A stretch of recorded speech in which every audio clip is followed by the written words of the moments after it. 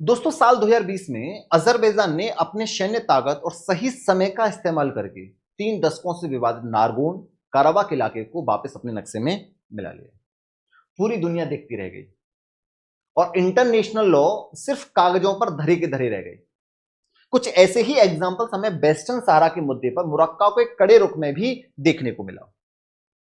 ये international examples आज की तारीख में एक बहुत बड़ा सच बयां करते हैं कि जब पूरी दुनिया का वर्ल्ड ऑर्डर बिखरा हुआ हो, जैसे इस वक्त रूस यूक्रेन वॉर और मिडिल ईस्ट के भारी तनाव के कारण है, तब अगर किसी देश के पास मजबूत पॉलिटिकल विल, मिलिट्री पावर और लीगल बेस है, तो वह अपने दशकों पुराने टेरिटोरियल डिस्प्यूट्स यानी क्षेत्रीय विवादों को सफलतापूर्वक सुलझा सकता है। और इसी बदलते जियोपॉलिटिकल रियलिज्म के बीच भारत के डिफेंस कॉरिडोर में से एक सुगबुगाहट बहुत तेज हो चुकी है। सवाल सीधा है, क्या प्रधानमंत्री नरेंद्र मोदी के तीसरे कार्यकाल के समाप्त होने से पहले यानी उनके रिटायरमेंट एरा से पहले भारत पाकिस्तान ऑक्युपाइड कश्मीर यानी पीओके को वापस लेने का अपना सबसे बड़ा और ऐतिहासिक मिशन शुरू करने वाला है? क्या राष्ट्रीय सुरक्षा सलाहकार अजीत डोवाल की डोवाल डॉक्ट्रिन अपने सबसे निर्णायक और फाइनल मोड पर पहुंच चुकी है? और जब हम पीओके को भारत में मिला रहे होंगे, जिसका समय बहुत नजदीक है, तो उसके क्या क्या बेनिफिट्स भारत को होने वाले हैं और क्या क्या बहुत बड़े चैलेंजेस आने वाले हैं, आज के इस वीडियो में बहुत अच्छे से डिटेल में एक चीज को डिस्कस करेंगे। लेकिन साथियों, उससे पहले आपको चैनल को सब्सक्राइब जरूर करना है, वीडियो को लाइक जरूर कर दीजिए, बटन दबाने में कुछ नहीं जाता है, और कमेंट बॉक्स में अपनी राय जरूर दिया करो कि आप किस स्टेट से इस वीडियो को देख रहे हो और आप इंडियन आर्मी को, इंडियन एयर फोर्सेस को किस तरीके से सपोर्ट करना चाहते हो। आप क्या चाहते हो पीओके के लेके, किस स्टेट में हो आप, इस स्टेट से क्या बोलना चाहते हो पीओके के ऊपर, जरूर बोलो। इसके क्या फायदे होंगे, क्या नुकसान होंगे, मोदी जी को ये काम करना चाहिए, नहीं करना चाहिए, अजीत डोभाल की जो प्लानिंग है वो सही है, गलत है, अपनी बात, अपनी राय जरूर दिया करो साथियों, सवाल पूछा करो सरकार से। दोस्तों, किसी भी देश के ऐसे बड़े कदम को दुनिया तब स्वीकार करती है जब उसके पास एक लीगल शील्ड हो, और भारत के मामले में यह सबसे बड़ी यूएसपी यानी यूनिक सेलिंग प्रपोजिशन है, इंस्ट्रूमेंट ऑफ असेशन। 26 अक्टूबर 1947 का हमारे पास एक इंस्ट्रूमेंट ऑलरेडी तैयार है, विलय पत्र। जम्मू कश्मीर के तत्कालीन महाराजा हरि सिंह ने बिना किसी शर्त के पूरी जम्मू कश्मीर रियासत का भारत में लीगल मर्जर करा दिया था। इसका सीधा और साफ मतलब यह है कि इंटरनेशनल लॉ के तहत आज पाकिस्तान के कब्जे वाला क्षेत्र, जिसमें तथाकथित आजाद कश्मीर और गिलगित बाल्टिस्तान शामिल है, यह आधिकारिक और कानूनी रूप से भारत की सोवरन लैंड है। अच्छा, इसको थोड़ा सा आप नक्शे के थ्रू समझना चाहते हो साथियों, तो ये आपका नक्शा है किसका, पीओके का। अच्छा, ये जो नक्शा आपको दिखाई दे रहा है, ये कंप्लीट नक्शा आप ये वाला देख सकते हो, ये भारत का नक्शा है, यहाँ पाकिस्तान बैठा हुआ है, ये ऊपर टॉप पर ये जो नक्शा आपको दिखाई दे रहा है, ये वाला नक्शा है गिलगित और ये है आजाद कश्मीर का। अगर इसको मैं थोड़ा सा जूम करता हूं साथियों, तो ये नक्शा आपको दिखाई देगा, ये वाला, ये है कौन सा आपका, पीओके वाला रीजन।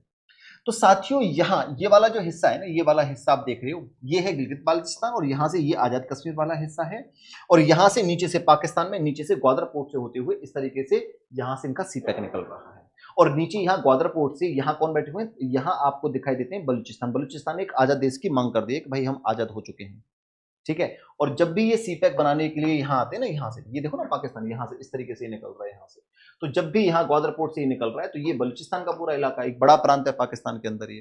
तो भाई साहब, यहाँ बलूचिस्तान के लोग इन चीनी इंजीनियर्स को, वर्कर्स को काम नहीं करने देते हैं और इसको नहीं बनाने दे रहे हैं, और यहाँ गिलगित बाल्टिस्तान में ऑलरेडी विद्रोह चल रहा है। तो इनका ये जो प्रोजेक्ट है, ये बंद होने की कगार पर, बहुत अच्छा खासा पैसा खर्च कर रहा है, और भारत लगातार बोल रहा था कि आप अपना ये सीपैक जो निकाल रहे हो, व्यापार करने के लिए जो रास्ता बना रहे हो, यहां से मत बनाइएगा, क्योंकि भविष्य में दिक्कत हो जाएगी जब हम अपना ये हिस्सा जो इलीगल पाकिस्तान ने ऑक्यूपाई कर रखा है, जब इसको हम वापस लेंगे। पाकिस्तान ने ये वाला जो हिस्सा है, कब्बाली हमलावरों के जरिए इस पर सिर्फ एक इलीगल और जबरन कब्जा किया हुआ है। इतना ही नहीं, 22 फरवरी 1994 को, ये डेट जरा थोड़ा सा याद रखिएगा साथियों, 1994, ये डेट बहुत ज्यादा इंपॉर्टेंट है, 1994, भारत की संसद ने एक सुर में सर्वसम्मति से एक ऐतिहासिक प्रस्ताव पारित किया था। इस रिजोल्यूशन में साफ तौर पर दर्ज है कि पीओके भारत का इंटीग्रल पार्ट है और पाकिस्तान को अपने इस इलीगल कब्जे को खाली करना ही होगा। यानी कानूनी तौर पर भारत का दावा 100% मजबूत है।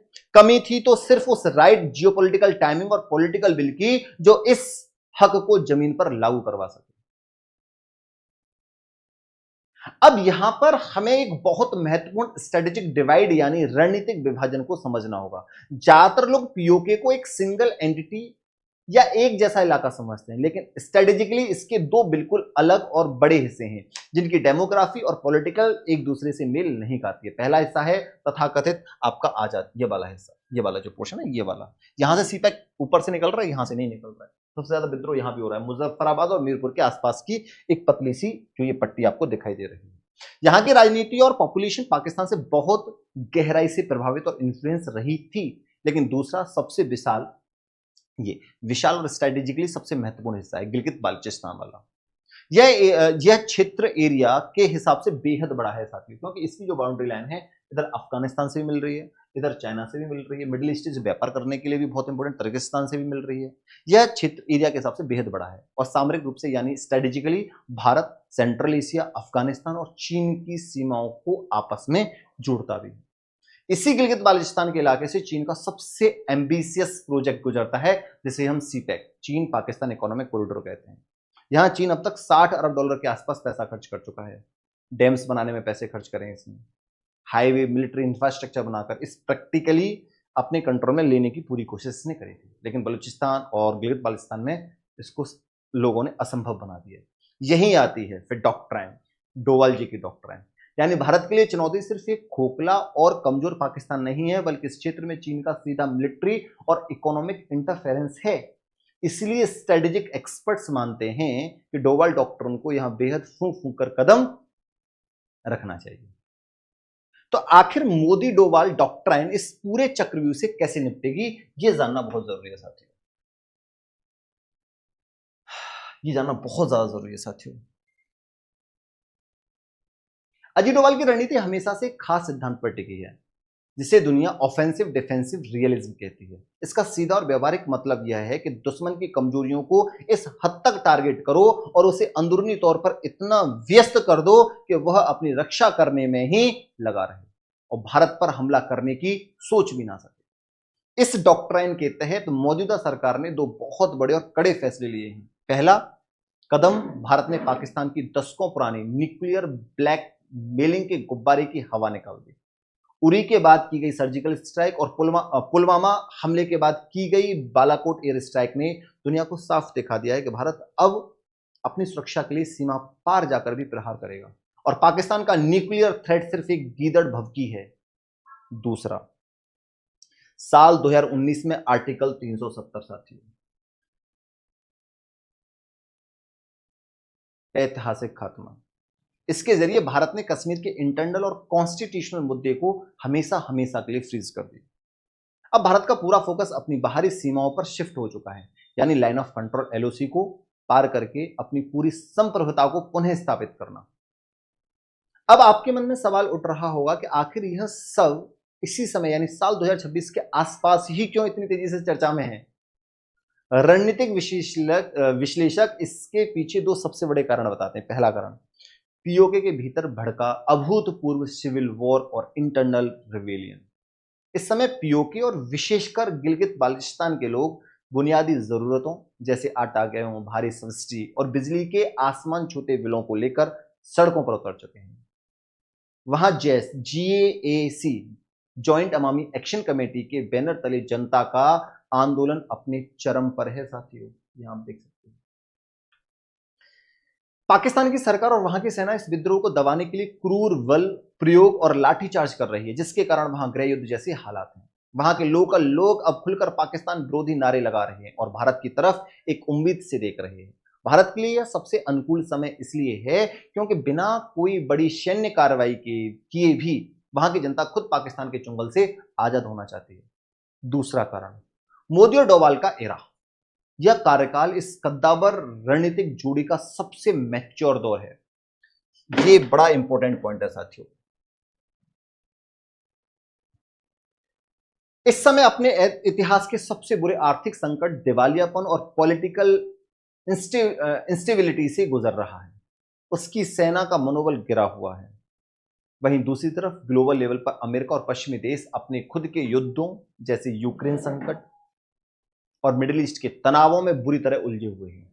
स्ट्रेटेजिक एक्सपर्ट्स मानते हैं कि इतिहास बदलने के लिए ऐसी विंडो ऑफ अपॉर्चुनिटी सदियों में सिर्फ एक बार आती है। लेकिन दोस्तों, इस पूरे जोश और उम्मीद के बीच हमें एक बेहद कड़वा, वास्तविक और रणनीतिक सवाल खुद से और देश की नीति निर्माताओं से पूछना होगा। क्या पीओके को वापस पाना भारत के लिए सिर्फ एक बड़ी ऐतिहासिक और इमोशनल जीत होगी, या फिर यह हमारे सामने कई नए और अंतहीन सिरदर्द खड़े कर देगा?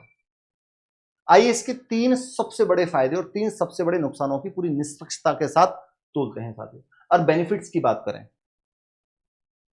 सबसे पहले बात करते हैं 3 सबसे बड़े फायदे की। फायदा नंबर 1, सामरिक कनेक्टिविटी, स्ट्रेटेजिक कनेक्टिविटी। पीओके और विशेषकर गिलगित बाल्टिस्तान वापस मिलते ही, इसको थोड़ा सा आपको मैं नक्शे से बताऊंगा। ये वाला हिस्सा, अगर ये वाला हिस्सा हमें वापस मिल जाता है, ये वाला हिस्सा अगर हमें वापस मिल जाता है, पीओके और विशेषकर गिलगित बाल्टिस्तान, भारत की सीधी जमीनी सीमा अफगानिस्तान और सीधे सेंट्रल एशिया से जुड़ जाएगी। आज हमें इन देशों में व्यापार के लिए ईरान के चाबहार पोर्ट या पाकिस्तान के नखरों पर निर्भर रहना पड़ता है, जो इस कदम के बाद हमेशा के लिए खत्म हो जाएगा। यह भारत के ग्लोबल ट्रेड के लिए एक बहुत बड़ा गेम चेंजर साबित होगा साथियों। फायदा नंबर 2, सीपेक का हमेशा के लिए अंत। जो ये सीपेक निकल रहा है यहां से, ये वाला सीपेक, चीन जो पाकिस्तान के साथ मिलकर भारत को दोनों मोर्चों से घेरने का 2 फ्रंट वॉर की साजिश रच रहा है, उसकी रीढ़ की हड्डी टूट जाएगी। सीपेक का रूट ब्लॉक होते ही चीन का अरबों खरबों डॉलरों का निवेश पानी में मिल जाएगा और भारत के खिलाफ उसकी रणनीतिक बढ़त हमेशा के लिए कमजोर हो जाएगी। और फायदा नंबर 3 साथियों, आतंकवाद की फैक्ट्री पर फुल स्टॉप। सबसे ज्यादा आतंकवादी यहीं तो बैठे रहते हैं, यहीं से तो ये लगातार अटैक करते हैं। आप इस मैप में देखिए, जितना भी आतंकवादी बेस मिलेंगे यहीं मिलेंगे, यहीं से वो लगातार आते हैं और अटैक करते हैं। ये वाली जो लाइन है, ये कौन सी आपकी एलओसी, इसी बॉर्डर लाइन को वो क्रॉस करते हैं। भारत में होने वाली घुसपैठ और आतंकवाद के अधिकांश लॉन्च पैड पीओके के मुजफ्फराबाद और मीरपुर जैसे इलाके में ही स्थित हैं। जब यह पूरा टेरिटरी भारत के सीधे सुरक्षा नियंत्रण में आ जाएगा तो कश्मीर में सीमा पार से आने वाले आतंकवादी की सप्लाई लाइन हमेशा के लिए कट जाएगी साथियों। लेकिन अब सिक्के का दूसरा पहलू देखिए, यानी 3 सबसे बड़े नुकसान और चुनौती। चुनौती नंबर 1, सबसे बड़ा नुकसान क्या है?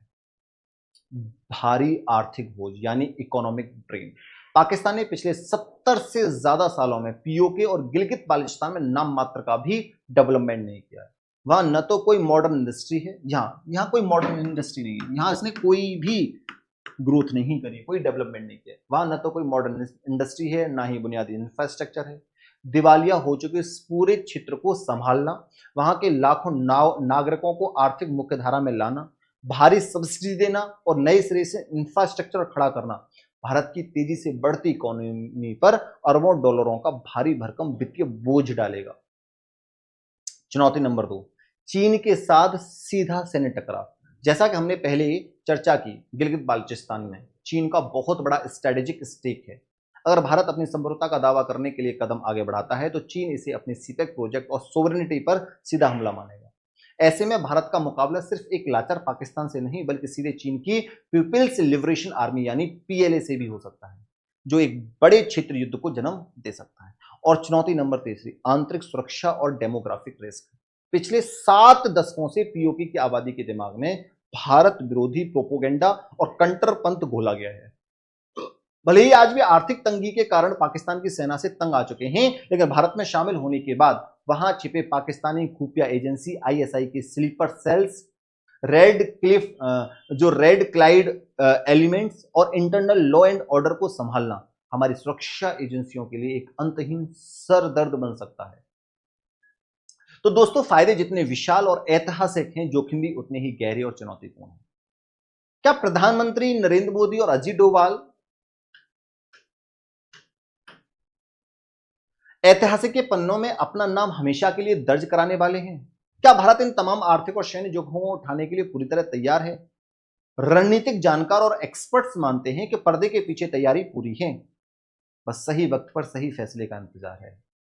अब इस पूरे गंभीर विश्लेषण को सुनने के बाद आप सीरियसली इस बारे में क्या सोचते हैं? क्या पीओके को वापस लेने के सामरिक फायदे उसके संभावित नुकसान और चुनौतियों से कहीं ज्यादा बड़े हैं?